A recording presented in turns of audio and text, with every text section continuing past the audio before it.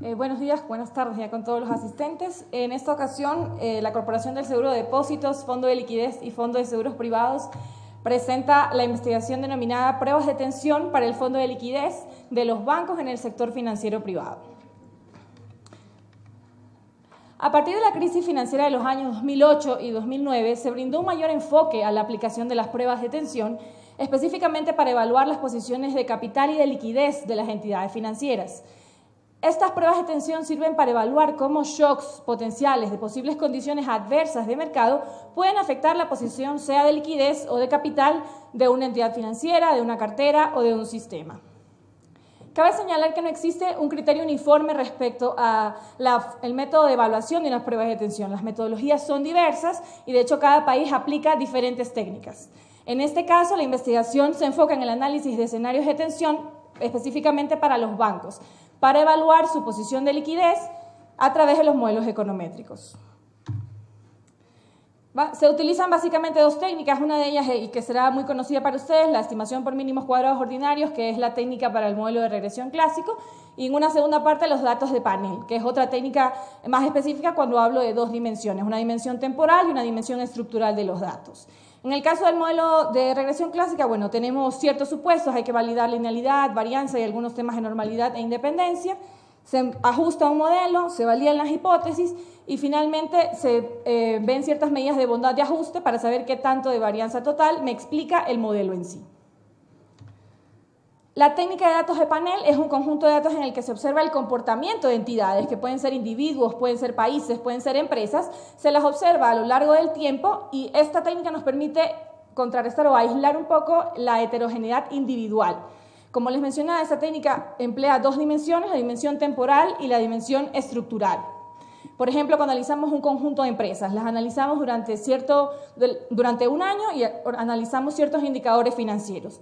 Eso nos podría hablar, por ejemplo, de temas de economías a escala. Yo podría comparar entre empresas quién de ellas es mejor en la medida en que aumenta su producción, disminuyen estos costos. Pero me deja de lado la dimensión temporal, por ejemplo, y ahí viene la importancia de los datos de panel. Me deja de lado el hecho de que haya mejoras tecnológicas que me permitan incrementar los rendimientos. Entonces necesito esta dimensión para poder completar el análisis. Estos modelos se pueden hacer por efectos fijos y por efectos aleatorios.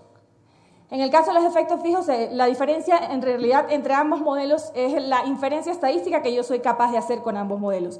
Uno de ellos, la inferencia estadística que yo puedo hacer es únicamente respecto a la muestra aleatoria, que es el caso de los efectos fijos, y en el caso de los efectos aleatorios, la inferencia yo la puedo trasladar a la población. A través, digo, bueno, se distribuye normal, asumo que no existe correlación entre los efectos, individuos y los regresores, o sea, las variables independientes, y en el caso de los efectos fijos, en realidad asumo que entre ellos hay una relación. Los efectos fijos lo que hacen es decir, bueno, todas estas entidades van a compartir los mismos coeficientes en las variables independientes y lo que va a diferir, lo que va a incorporar la heterogeneidad individual va a ser el término constante. Eso es lo que me va a diferenciar el modelo de la entidad X1 respecto de la entidad X2. Y en el caso de los efectos aleatorios, lo que digo es que en realidad hay una relación entre los efectos individuos, que todos se distribuyen aleatoriamente alrededor de un valor dado y entonces puedo asumir una función de distribución. Se suele utilizar el test de Hausman para poder comparar entre ambos efectos y saber qué modelo voy a seleccionar. Es una prueba chi cuadrado que determina si la diferencia entre ambos modelos es sistemática y es significativa.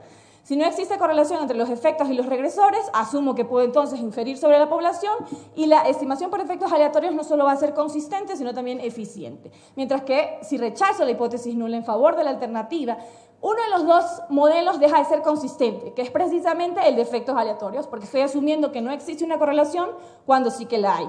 En ese caso yo escojo la estimación por efectos fijos, que es aquel que me dice que al menos esta estimación va a ser consistente aunque no sea eficiente. Y es una de las características que yo le puedo pedir como mínimo a un estimador. Nunca voy a sacrificar eficiencia por consistencia, que se refiere a que en la medida que aumente el tamaño de la muestra, la varianza va a tender a cero, es decir, la estimación va a acercarse al verdadero valor del parámetro. Para el análisis de escenarios, bueno, como les mencionaba, cada país emplea diversas técnicas. En el caso, por ejemplo, de Estados Unidos,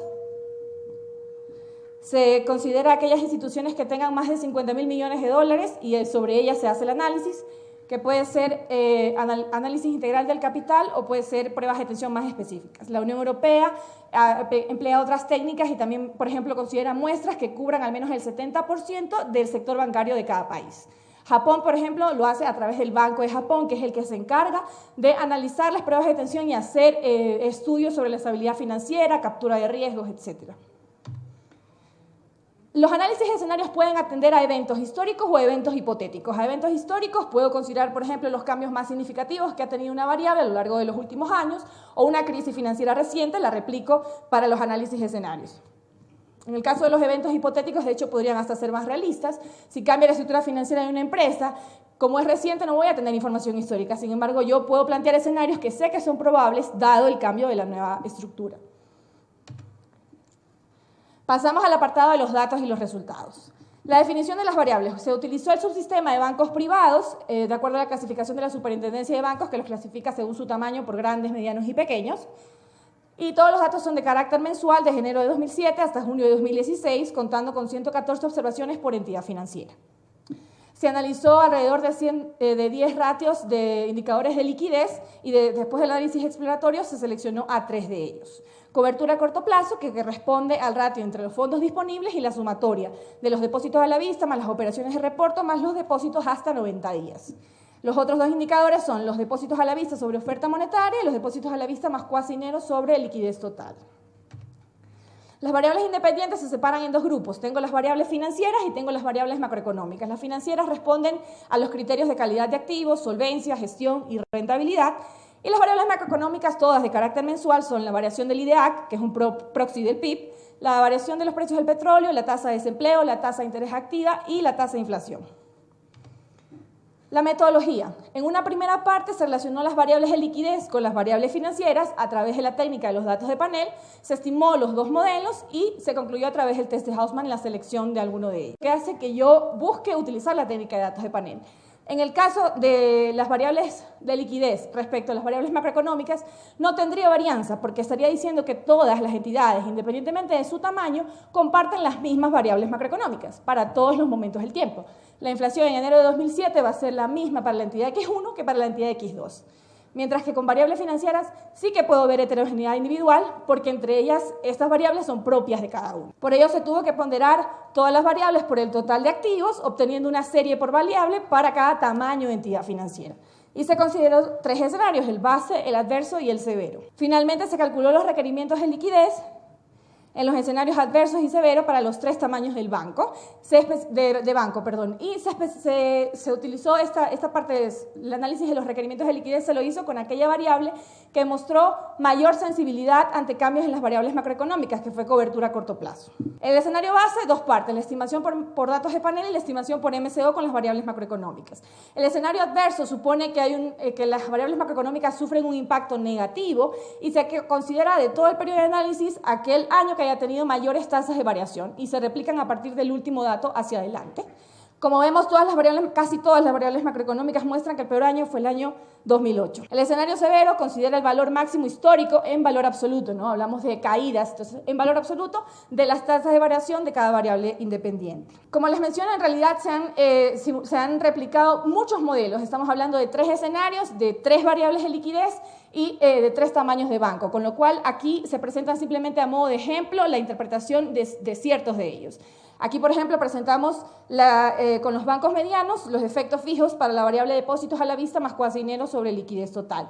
Vemos, por ejemplo, que la rentabilidad, que es la que atiende a la variable spread, tiene una relación negativa con este indicador de liquidez, con lo cual incrementos del 1% de esta variable estarían relacionados con una caída de este indicador de liquidez de un 0.18%.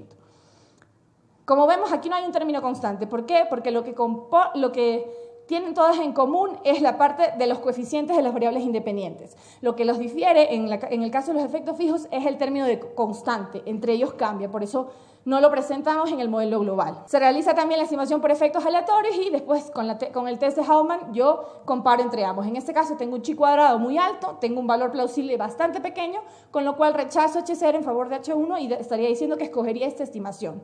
De hecho, veo, de las 1026 observaciones, hablaba de que existían 114 por entidad, estaríamos hablando de que en este caso existen 9 bancos que componen este segmento, el de bancos medianos. Ahora pasamos al análisis de los 3 ratios de liquidez con las variables macroeconómicas. Tenemos aquí una comparativa a modo de ejemplo del escenario base para el caso de los bancos grandes y el escenario severo para el caso de los bancos pequeños.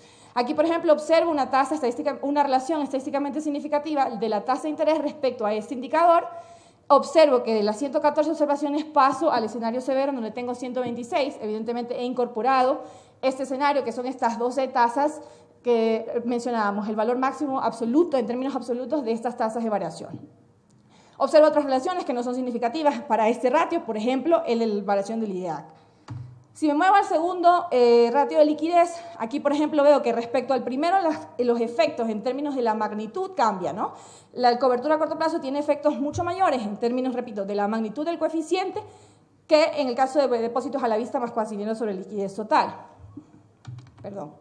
Aquí, por ejemplo, tengo que la tasa de desempleo tiene una relación estadísticamente significativa y que es negativa respecto al ratio, y en el caso del IDEAC es positiva.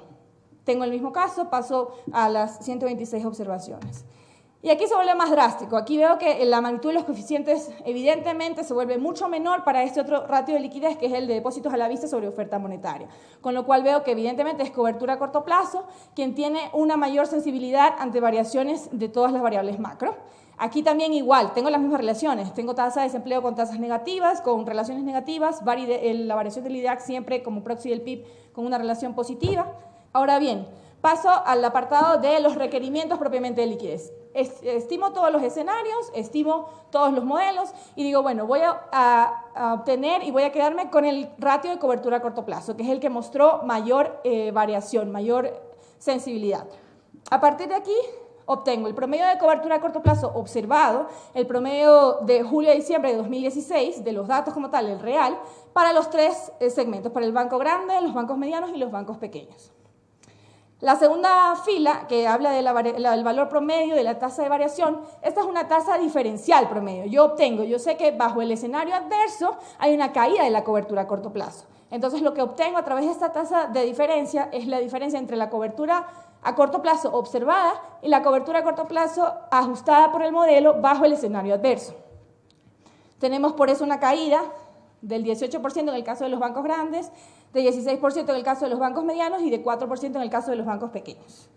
Las siguientes 2 filas en realidad son los valores observados de las 2 cuentas que componen el ratio de cobertura a corto plazo, que son los fondos disponibles y los depósitos, el promedio de julio a diciembre. La fila número 5, que es los fondos disponibles con la tasa de variación, lo que me explican es, bueno, dada la caída de la cobertura a corto plazo, ¿cuáles son los fondos disponibles que requerirías tú para poder hacer frente a esa caída? Entonces, los fondos disponibles se los obtienes por despeje una vez yo tengo la caída de la cobertura, que fue la fila número 2.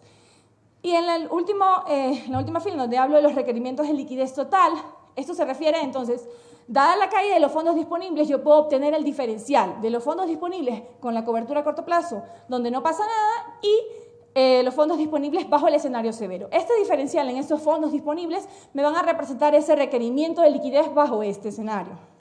Ahora bien, asumir que el requerimiento de liquidez total va a ser y se va a traducir en una solicitud de crédito de liquidez no suena tan realista. Las entidades financieras suelen primero apelar o hacer uso de otras fuentes de financiamiento para poder solventar temas de liquidez, como son las inversiones hasta 30 días y las líneas de crédito no utilizadas. Por ello se restan de ese requerimiento y se obtiene lo que denominamos aquí el requerimiento de liquidez de última instancia. Que esto sí decimos, bueno, nos interesa conocer si entonces el fondo de liquidez está en capacidad de hacer frente a este requerimiento.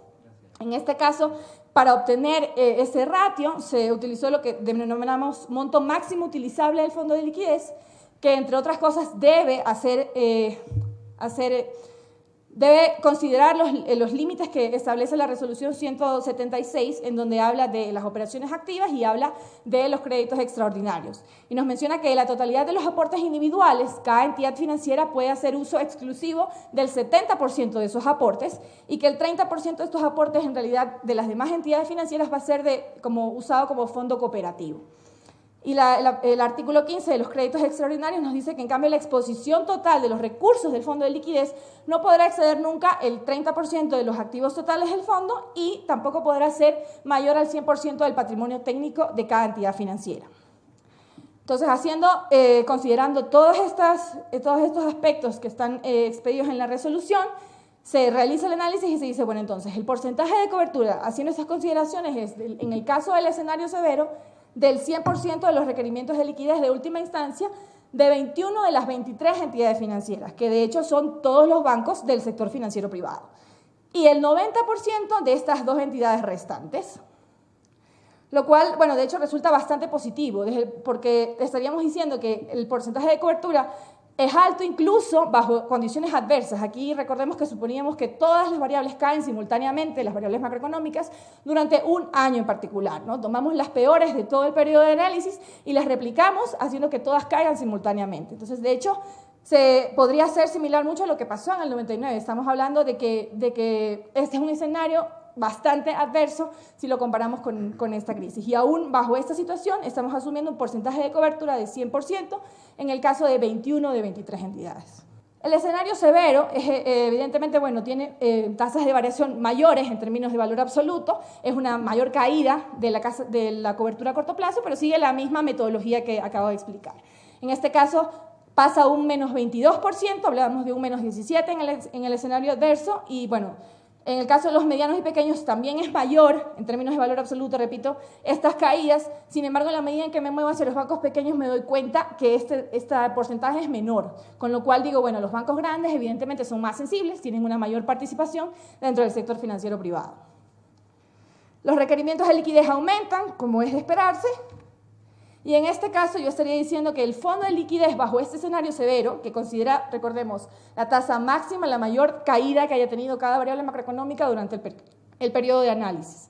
En este caso estaríamos hablando de que existe un 100% de cobertura de los requerimientos de liquidez de 20 de las 23 entidades, y para estas 3 entidades restantes el porcentaje de cobertura es de 82%. Pero es diferente entre una entidad que entre dos entidades, entre todas de hecho.